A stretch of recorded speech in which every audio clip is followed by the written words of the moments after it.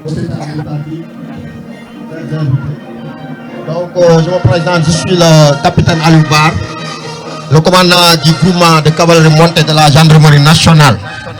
Donc aujourd'hui, dans le but de revisiter les traditions équestres et aussi dans le but en tout cas de vivre un événement inédit à la population kaolackoise, le groupement de cavalerie montée a l'honneur et le grand plaisir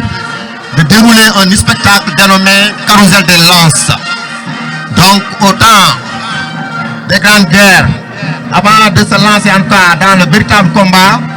les cavaliers avec leur monture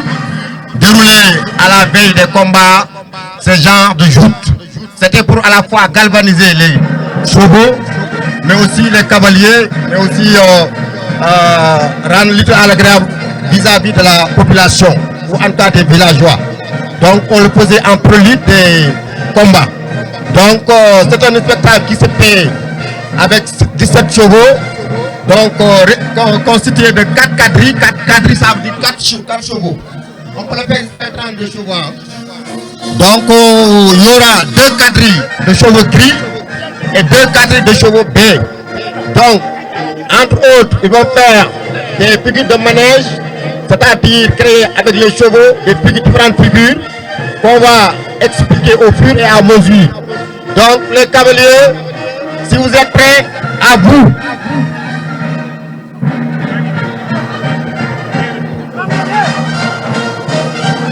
Le 17e, c'est en quelque sorte le chef du carrousel. On le joue avec ses chevaux, avec le chef du carrousel.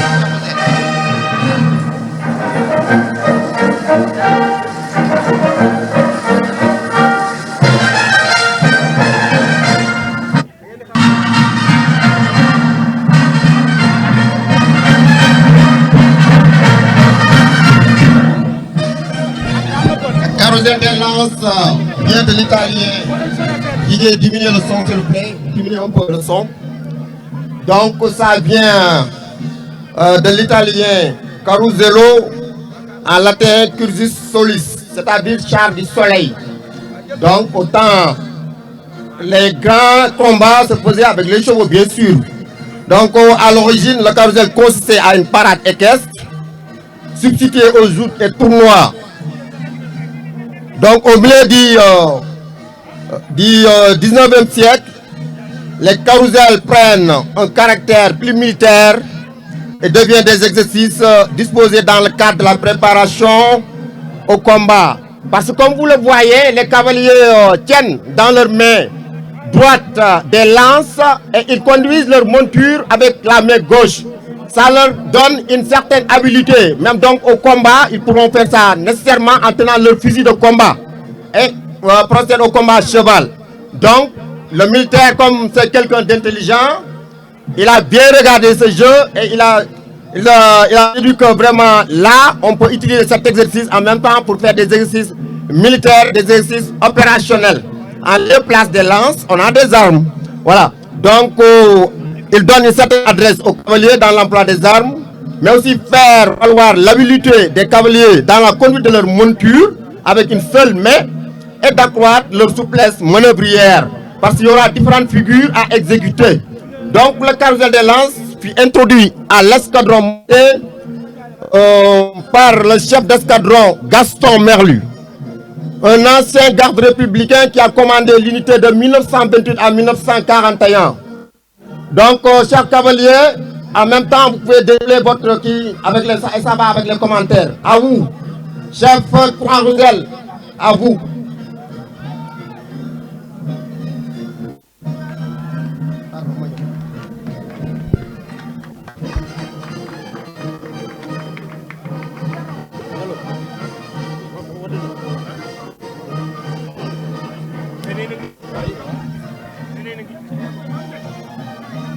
Donc, comme je viens de l'expliquer tout à l'heure, il est exécuté avec ce chevaux à l'état actuel,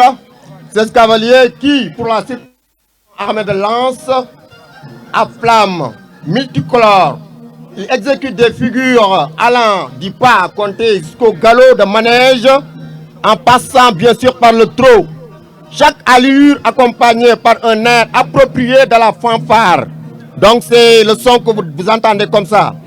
Passant, ok, les exécutants sont répartis en 4 groupes appelés quadrilles. Donc, sous le commandement d'un chef, le chef du carrousel. Une quadrille de chevaux baies bruns, burnou blanc, flamme rouge et bleu. Un quadrille de chevaux gris, rouge, flamme jaune et blanche. Un quadrille de chevaux clair,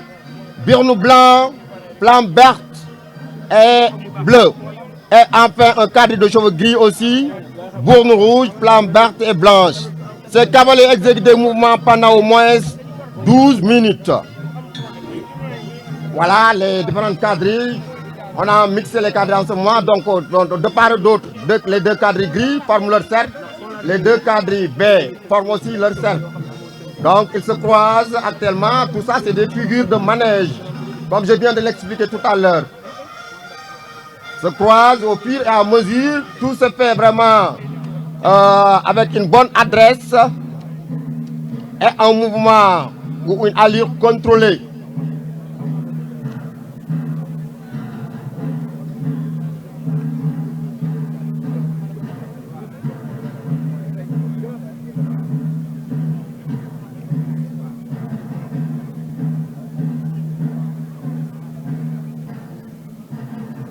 Tous ces cavaliers que vous voyez là, c'est des gendarmes qui sont formés à l'unité montée. Les cavaliers chevaux aussi, c'est des chevaux de la gendarmerie, achetés à l'état pour rien. Et avec le travail qu'il faut, ils ont pu en tout cas nous présenter ça. Parce que ceci nécessite quand même un cheval bien dressé, mais aussi un cavalier bien formé. Et l'ensemble forme une bonne complicité en mesure d'exécuter tous ces mouvements. Un cheval qui n'est pas bien dressé ne peut pas faire ça parce qu'il va créer plus d'ennuis que de bienfaits.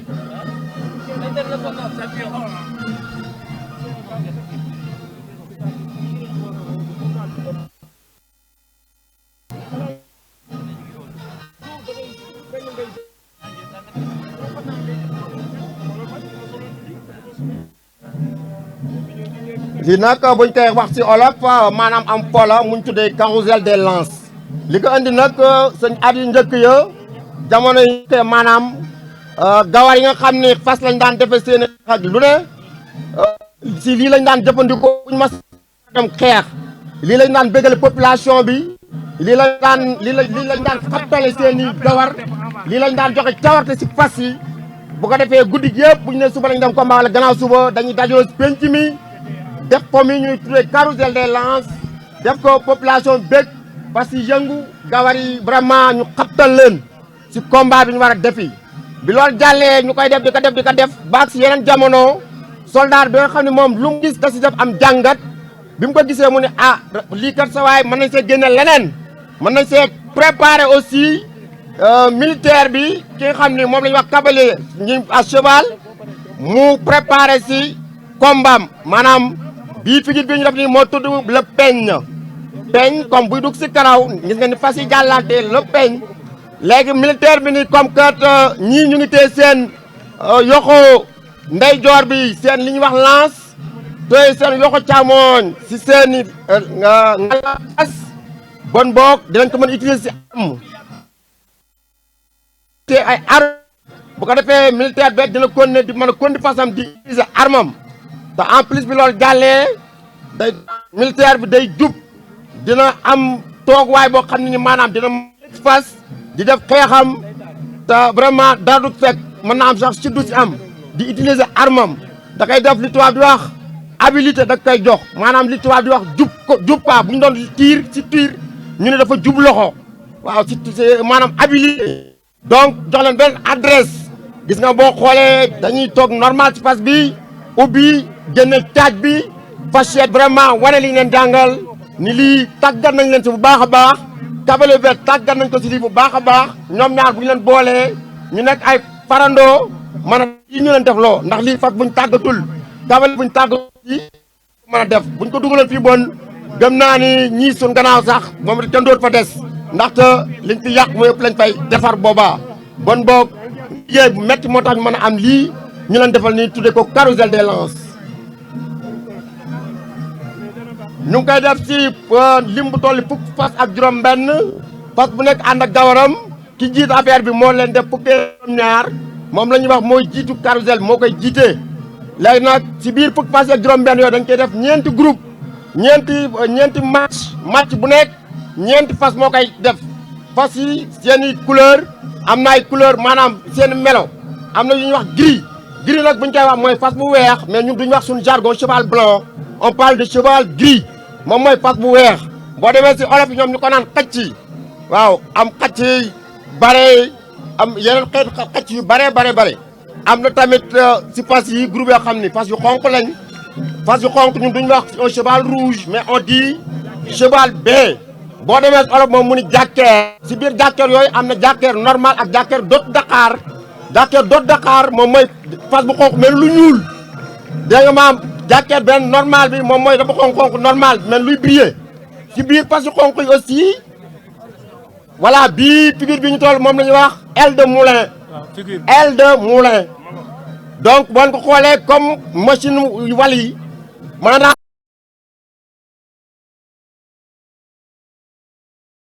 lii moom la ñuy wax aile de moulin moom mooy figure bu gën a complexe si carrousel des lances parce que ça demande vraiment une bonne adresse une bonne habileté et vraiment une présence d'esprit loolu aile de moulin pare nañ si jëlaat nañ cercle bu mag bi léegi buñ ko jëfee dañuy jël fas yu xonq yi maanaam jàkkeer dot Dakar yeeg jàkkeer normal yi ñu nekk si biir xacc yi wër leen boo demee xacc comme ñun suñu biir day am xacc yu bëri maanaam moom la ñuy wax gris y a des gris clairs des gris mouchetés des gris tachetés et tant d'autres boo demee olof ñoom da nga gis yenn xeet xacc yu bëri aussi bi ma gën a jàpp mooy bare par exemple donc mi ngi woog xacc li si ëpp bu njëkk mënoon naa nekk mbongo aussi dem ba fóot mbongu mooy fas ñuul kukk bu dee xacc mën na ñuul si début mais boobu du mbongu mais day dem ba fóot mbongu bu demee te fóotul moom kooku mbongu la tudd bu dee si ñun tamit bee clair lañ koy wooyee bee brun autant pour moi voilà gawar ya borom fas yu xonq yi ñu ngi wër borom fas yu weex yi ñoom ñu ngi trop ñe la ñoom ñu ngay njaabal voilà ma ngoog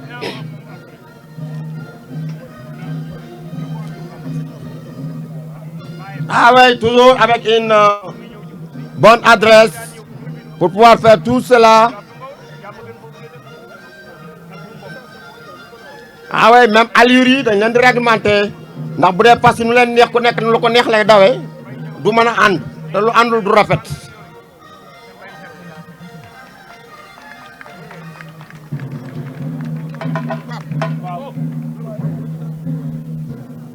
Voilà pratiquement ñu ngi pare bu ñu tollee nii dañuy dem salut final bi. léegi avant le salut final ils vont former lu ñu naan un V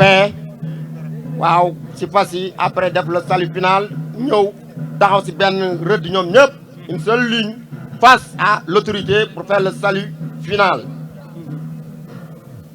waaw lii mooy jeexatal li ñu doon wane sànq ñu koy tuddee carrousel des lances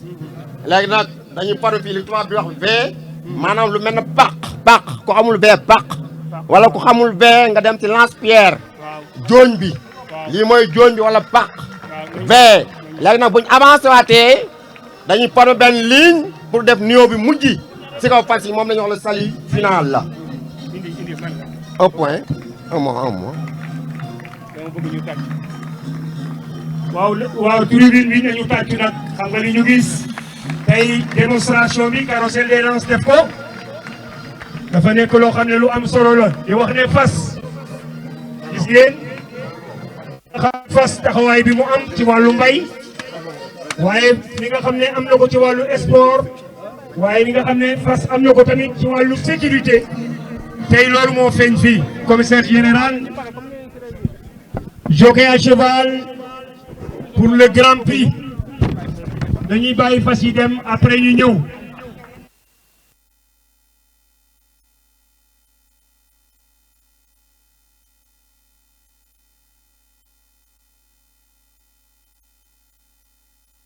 voilà ñoo ko gisandoo noonu gis ngeen li nga xamante ni moom mooy escadron monté bi